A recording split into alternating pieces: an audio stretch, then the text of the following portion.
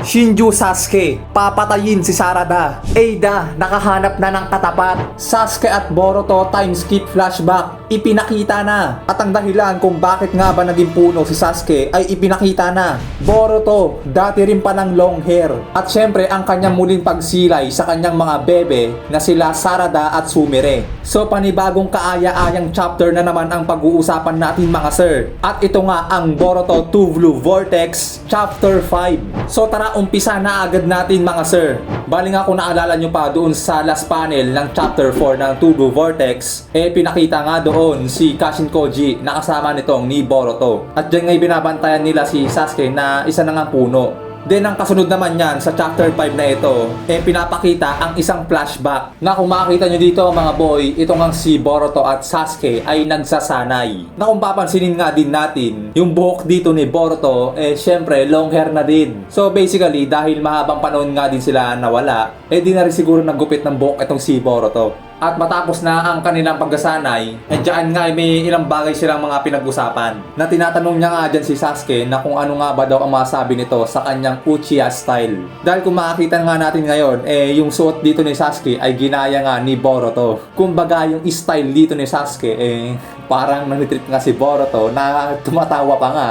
At yung nga itanong nga si Sasuke na ano nga ba daw ang masabi nito sa kanyang Uchiha style. So kung mapapansin nyo din pala no, yung itsura dito ni Boruto, parang itsurang Naruto dati na malakas din man-trip. At habang nagbibiro nga itong si Boruto, dyan nga sinagot na nga siya ni Sasuke na sinasabi nga sa kanya, "It doesn't look like you are.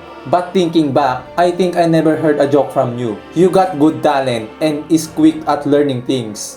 In general, a genius." So, ibig sabihin pala ni Sasuke, sa madaling salita, si Boruto ay isang matalino. Then, sabi pa nga dito ni Sasuke, "You got everything in your mind. So, I got nothing else to teach you." At yun nga, dahil sa tingin naman ni Sasuke na si Boruto ay matalino at yung mga itinuro nito, mukhang tumatak na sa kanyang isipan. Nandyan nga, mukhang hindi na daw kailangang panturuan ni Sasuke si Boruto. At dyan nga, sasagot agad dapat si Boruto na sinasabi niyang, "Master." Pero sinapat agad siya ni Sasuke na sinasabi, "But don't misunderstand.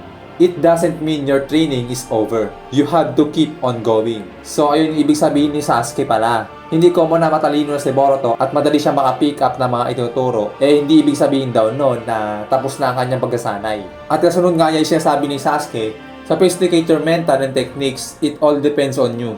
How much you can master what I taught you. You're like Naruto."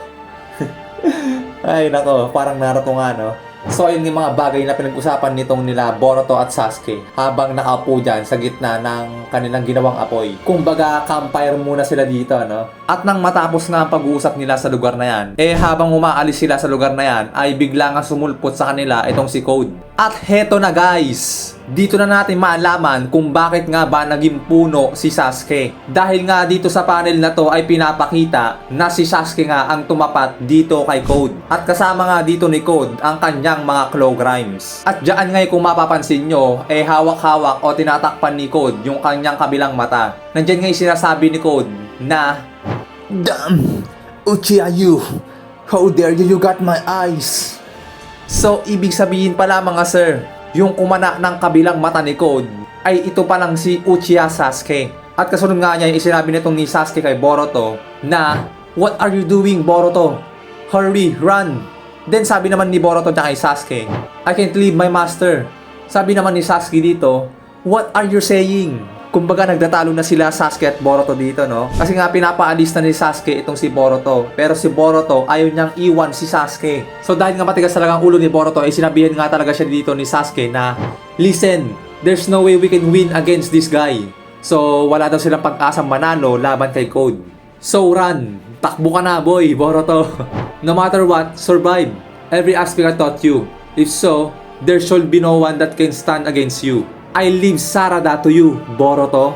So ayun nga mga pare ko, mukhang sacrifice nga talaga dito si Sasuke. Dahil nga pinapatakas niya na si Boruto kasi nga wala talaga siya ng laban kay Code. Lalo't kasama pa nito ang kanyang mga claw grimes. So dyan nga umatake na si Sasuke at ginamit niya o inactivate niya ang kanyang Chidori sa kanyang katana. At dyan na nga guys, dyan na pinapakita kung bakit naging puno si Sasuke. Dahil nga matapos niyang atakihin si Code at ang kanyang mga Claw Grimes, syempre sa dami nyon, nakana din si Sasuke ng Claw Grimes. Kaya nga sa next panel dito mga sir, dyan na pinapakita na isa nang ang puno si Sasuke. At ang nasa paligid nito ay ang mga napabagsak ni Sasuke na mga Claw Grimes ni Code. At dyan na nga nagumpisa ang pagiging Christmas tree ni Sasuke. At sa next panel dito mga sir ay pinapakita na kinuha na nga ni Boruto ang katana ni Sasuke. At dahil long hair na nga si Boruto, syempre, dyan na guys, pinutol na nga ni Boruto yung kanyang buhok. Kumbaga, naggupit na siya, no? Tapos tamang tanawan lang sa malayo. At ang kasunod niyan mga sir ay eto na.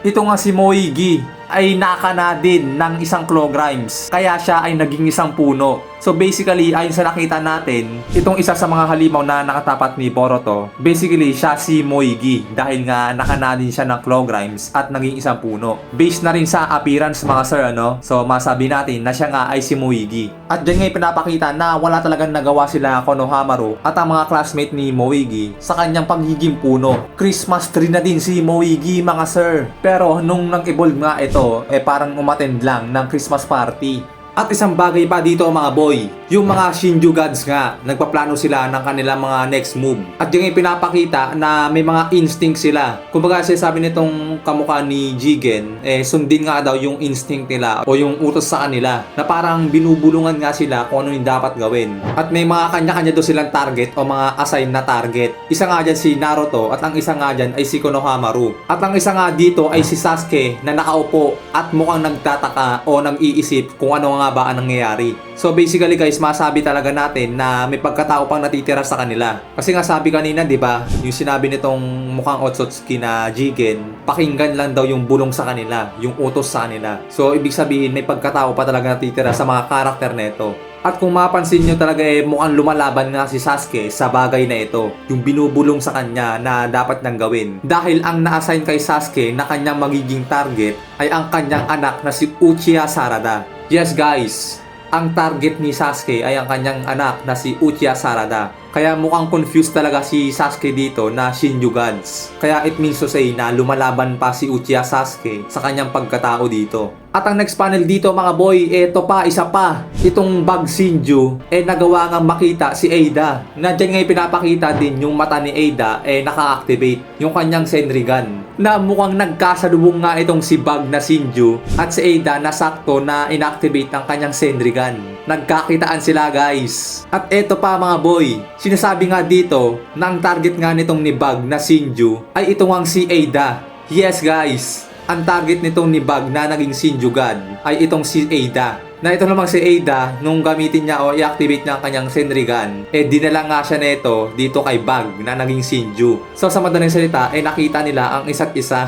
At ang kasunod nga dito na panel ay itong si Amado na napakalawak pa nga rin talaga na overwritten na nga daw ang kanyang utak. So jump na tayo sa last panel ng chapter na ito na biglang ang sumulpot si Boruto, kali Sumire at Sarada. So bago nga mangyari ang bagay na yon, nag-uusap nga itong si Sumire at Sarada about nga dun sa omnipotence ni Ada. Nabaliktad nga ang mangyayari kapag naapektuhan ka nun. Which is pinaniwalaan naman yun ni Sarada kay Sumire dahil yun nga din daw ang ginawa ng kanyang tatay na si Sasuke. Na kinounter nga daw ni Sasuke ang omnipotence base nga daw sa kanyang mga nakita na pinaniniwalaan. At habang nag-uusap nga ang dalawang babae niyan, dyan na nga sumulpot si Boruto. Na alam naman natin na Hirashi ang ginamit niya para biglang makasulpot sa lugar na yan.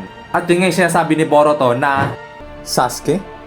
Na my master trusted me. Doubting his memories, he used his life to save me. At matapos nga niya sabihin yan, biglang tumakbo sa kanya si Sarada at siya ay biglang niyakap. At ang sinasabi nga dito sa pinaka last page ng panel na ito, sorry, I'm now home. The hug is a proof of memories that never changes. Boruto is back with the behalf of his master. Siyempre, habang yakap ni Sarada si Boruto, nakatitig nga lang dyan si Sumire. At sana naman, wag ka na magselos Sumire. Pag-usapan nyo na lang yan ni Sarada.